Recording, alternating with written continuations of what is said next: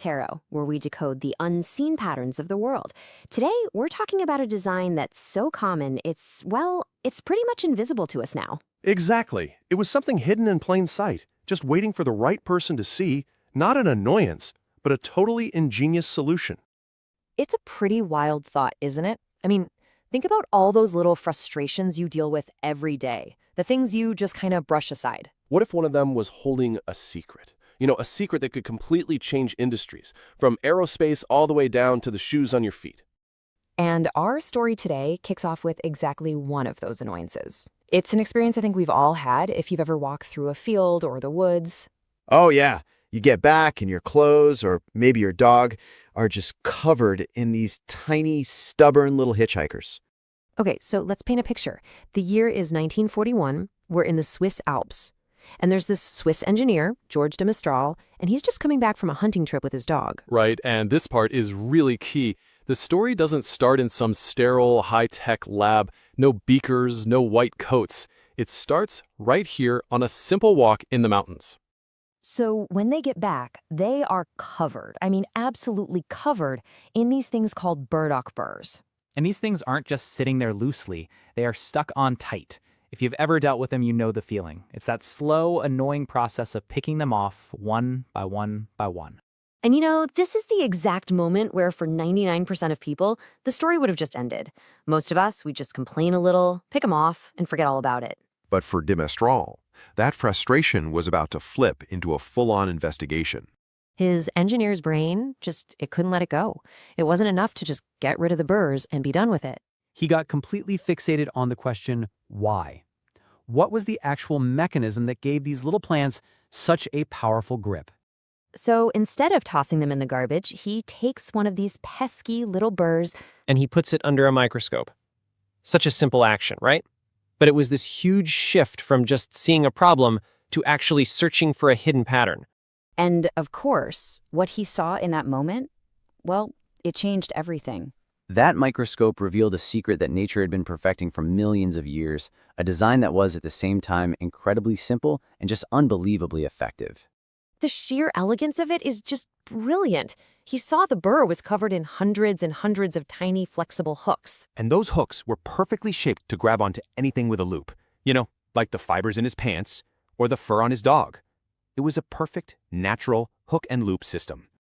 So on one hand, you have nature's design, these microscopic hooks and fibrous loops that create this incredibly strong bond, but one you can still pull apart. And just like that, his goal became crystal clear. Could he copy it? Could he actually create a man-made version of this burr? But seeing a pattern is one thing. Actually recreating it, that's a whole other mountain to climb. Yeah, this was no overnight success story. It turned into a journey of trial and error that took him the better part of a decade to figure out. He went through a ton of different materials. His first shot with cotton was a total bust. The fabric was way too soft and it just fell apart almost immediately. The real breakthrough finally came when he tried a brand new, much tougher material, nylon. He figured out that if he sewed the nylon under infrared light, he could form these perfect, strong little hooks. And then there was this whole other process just to weave the soft, looped side. He was, for all intents and purposes, painstakingly reverse engineering a plant. This timeline really shows you the sheer scale of the effort. So the idea sparks on that hike way back in 1941. Then it takes 10 whole years just to get the manufacturing process working.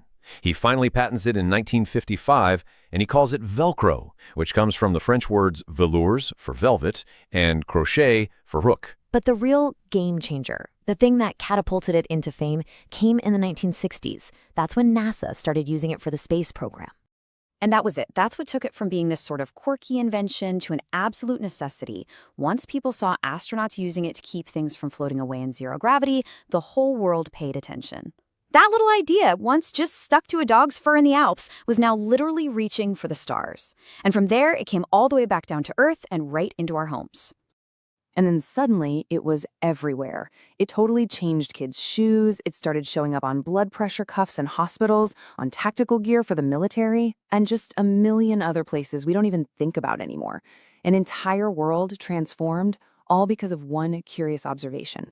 When you step back, what this story really shows us is a pretty deep truth about where innovation comes from. Yeah, it so often starts not with this grand plan to invent something new, but with just paying close attention to the world that's already here.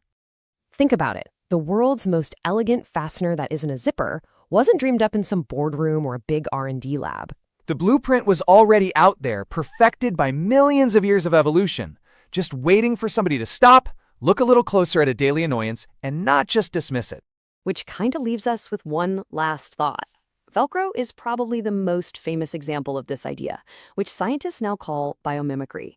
But you have to wonder, what else is out there? What other brilliant, powerful solutions has nature already perfected that are just quietly waiting for the next curious mind to get frustrated with something and simply ask, why?